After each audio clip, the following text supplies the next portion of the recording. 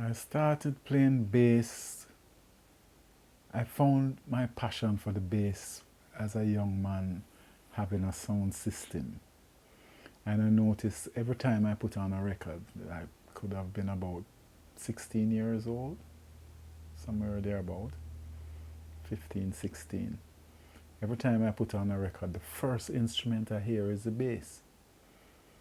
And the thing that I remember about the song is the bass or the bass line. So I said, okay, cool.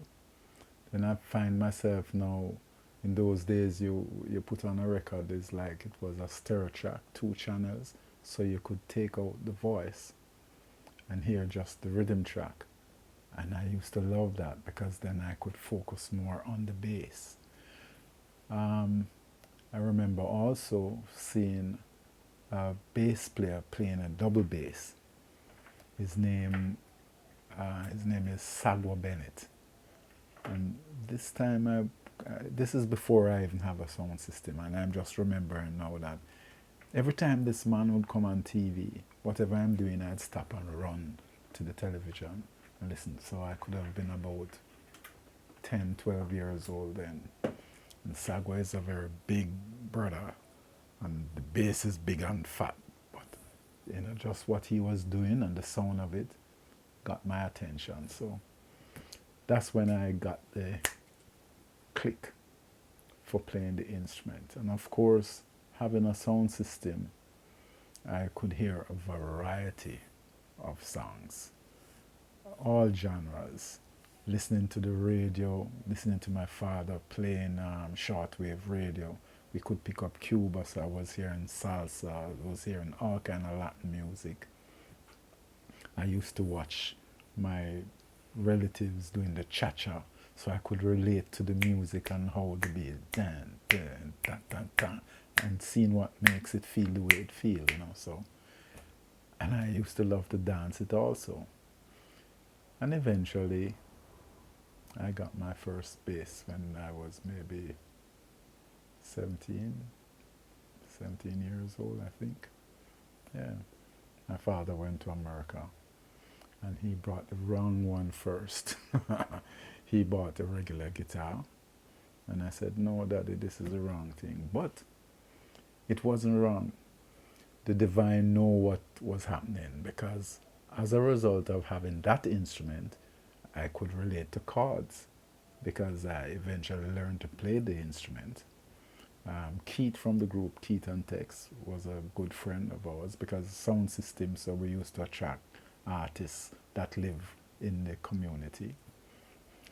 And he showed me how to play that instrument. He showed me the positions to hold. I was not formally trained, so I'm self-taught. So what that did for me was to develop good hearing, which is key, because even if you go and get the formal training, if you can't hear it, then you become a slave to what is written. And it is good to read, and I come to realize that. But yeah, that's how I got started. When Dad went back again to the United States, this time he brought the 4-string.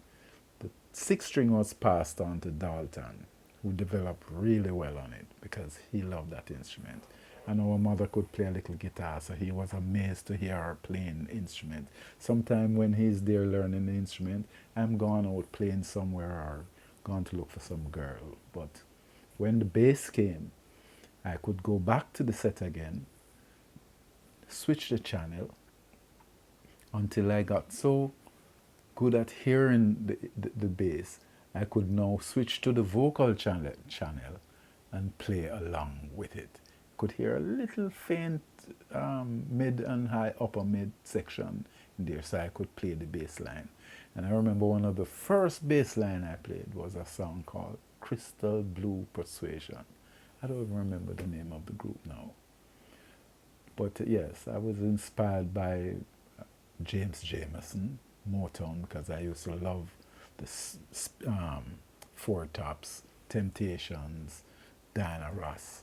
I'm listening to these, but especially Jamerson used to play some cool bass lines for the Four Tops, and that got me going. So Yeah, I started out at about playing the instrument about 17 or so. And then, first band I played with was called the Falcons. Yeah, my uncle knew the manager for the band and he saw that I was interested in playing music and encouraged me to go and learn it since I love it. And I tried to get into the school of music when I realized I was going into a band and all that. These days, the school of music is not what it is now. Their focus was on classical. I have nothing against classical. I love it. I used to listen to Segovia.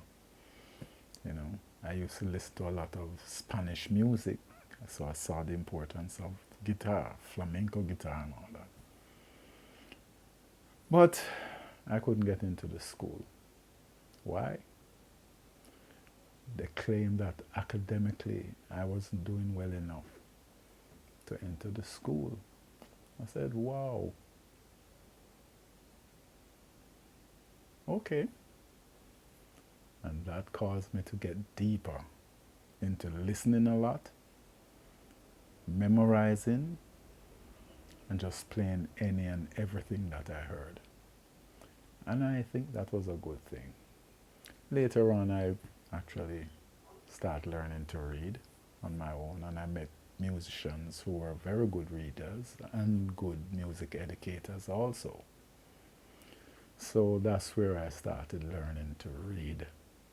Still not 100% on it, but enough to understand what I'm seeing and what the arranger or the producer wants.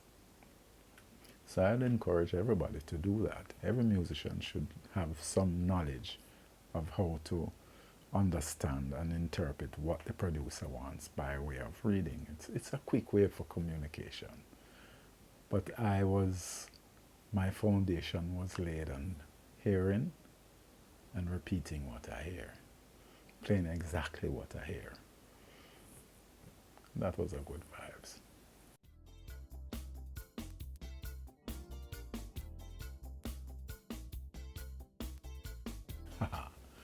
Jamaican bass players.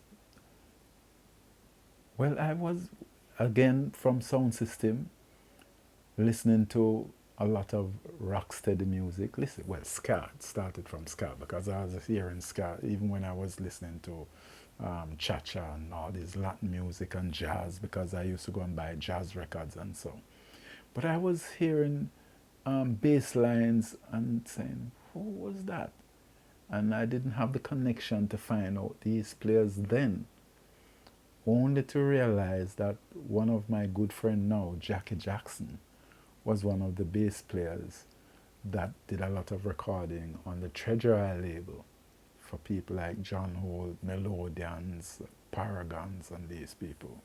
So I'd say Jackie Jackson from listening because I didn't meet him then. I never known a bass player like that at the time. And then I met this bass player named Val Douglas. That was it for me. This is how I want to be, and that is what I want to play. So Val Douglas was a great influence. He was actually a mentor also for me.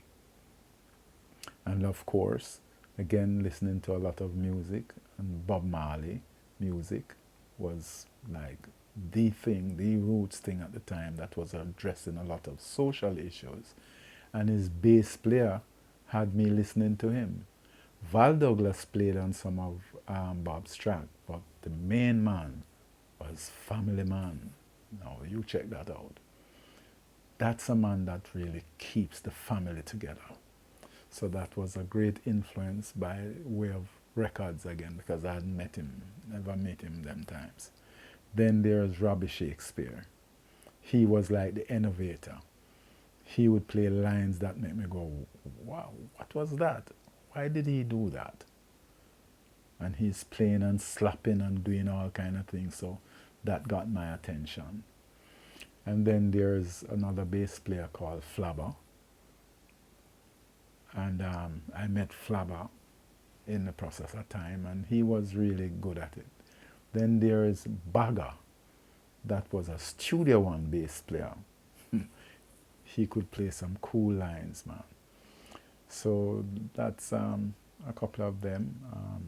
Boris Gardner, who I didn't know was playing on some of the Studio One music.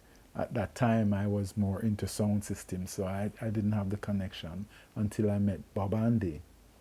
And Bob took me to Coxson's studio, Studio One. And I came to realize that one of the group that I used to love to listen to, because I love harmonies and all that, was the Heptones. And then I met Leroy. And Leroy was a bass player on a lot of those tracks. And I was amazed by that also. Leroy who? Leroy Sibley's from the Heptones. He was one of the main lead singer, because some of the other brothers also were lead singing on some of the tracks.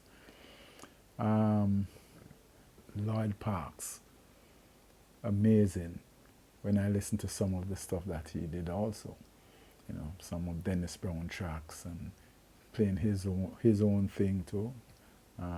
Officially, that got my attention, and then I found out that he was singing and playing. So those were some of my main influence